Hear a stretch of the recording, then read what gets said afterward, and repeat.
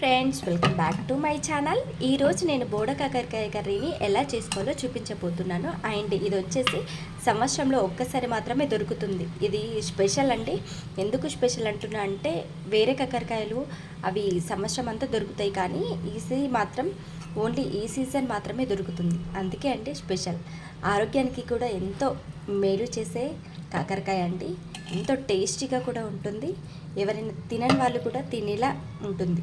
చాలా టేస్టీగా ఉంటుంది. నేను చెప్పిన ప్రాసెస్లో అయితే చేసుకుంటే తినని వాళ్ళు కూడా మొత్తం కుమ్మేస్తారు, అంత బాగుంటుంది. సో మరీ లేట్ చేయకుండా మనం ప్రాసెస్లోకి అయితే వెళ్దాం. ఇప్పుడు ఒక నిమ్మకాయ సైజ్ అంతా చింతపండునైతే నానబెట్టేసుకుందాం. ఇక్కడ కట్ చేసుకున్న బోడ కాకరకాయ అండ్ కట్ చేసుకున్న ఉల్లిపాయ ముక్కలు అండ్ కొంచెం కొత్తిమీర కూడా ఇక్కడ పెట్టేసుకున్నాను. ఇప్పుడు గ్యాస్ పైన ఒక కడాయిని అయితే పెట్టుకున్నాను. దాంట్లో కొంచెం ఆయిల్ అయితే వేస్తున్నాను. పోపు కోసం అయితే కొంచెం జీలకర్ర వేస్తున్నాను. ఆ తర్వాత కట్ చేసుకున్న ఉల్లిపాయ ముక్కలను దీంట్లో వేస్తున్నాను. దీంట్లో అయితే కొంచెం ఆయిల్ ఎక్కువ ఉంటేనే చాలా టేస్టీగా ఉంటుంది. కర్రీ అయితే చాలా బాగుంటుంది. అండ్ కొంచెం మగ్గనిద్దాం. మగ్గిన తర్వాత మనం కాకరకాయని అయితే వేసుకుందాం. ఇప్పుడు బోడ కాకరకాయని కూడా వేసుకుందాము, ఎందుకంటే కొంచెం మగ్గాలి కదండి. అందుకోసమే నేను బోడ కాకరకాయ కూడా ఇప్పుడే వేసుకొని మంచిగా కలిపేసి తీసుకొని పెట్టేస్తున్నాను. చూడండి,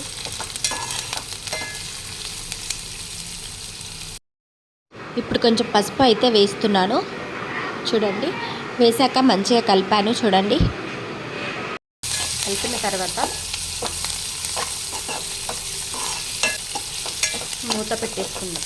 మూత పెట్టేస్తే ఏంటంటే మంచిగా మగ్గుతుందండి. సో అప్పుడు మనకు టేస్ట్ అనేది బాగుంటుంది. ఇట్లా కాయకాయ ఉండకుండా మెత్తబడుతుంది. సింపుల్గా క్విక్గా అయిపోతుంది. సాల్ట్ యాడ్ చేస్తున్నాను. ఇప్పుడు కొంచెం కలుపుదాం. ఆ తర్వాత 5 మినిట్స్ పాటు మూత పెట్టేసుకుందాం. సిమ్లో పెట్టుకొని మూత పెట్టేయండి. ఇలా మూత తీసి చూస్తే మనకు కాకరకాయ అనేది ఉడికిపోతుందండి. చూడండి, చాలా ఉడికిపోయింది. చూడండి, చాలు, ఇంత ఉడికించుకుంటే చాలు. ఆ తర్వాత కొంచెం ఒక టేబుల్ స్పూన్ అయితే కారం అయితే వేస్తున్నాను. చూడండి,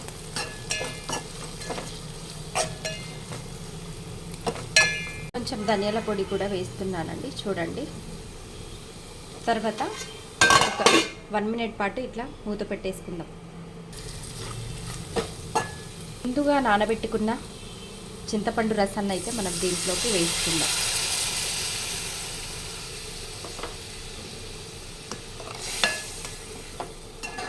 ఆ తర్వాత ఒక 5 మినిట్స్ పాటు మూతనైతే పెట్టేసుకుందాం. చూడండి, మూత తీసి చూస్తే ఇలా అయ్యింది.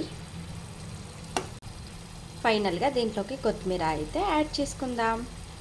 చూడండి, మన కాకరకాయ బోడ కాకరకాయ కర్రీ అయితే అయిపోయింది. ఎంతో టేస్టీగా ఉండే బోడ కాకరకాయ కర్రీ. చూడండి, మీకు నచ్చిందా ఫ్రెండ్స్? నచ్చిన వాళ్ళు ప్రతి ఒక్కరూ లైక్ అయితే ఇవ్వండి. ప్లీజ్ లైక్ చేయండి, షేర్ చేయండి, సబ్స్క్రైబ్ చేసుకోవడం అస్సలు మర్చిపోకండి. మరిన్ని వీడియోస్ కోసం బెల్ ఐకాన్ అయితే నొక్కండి.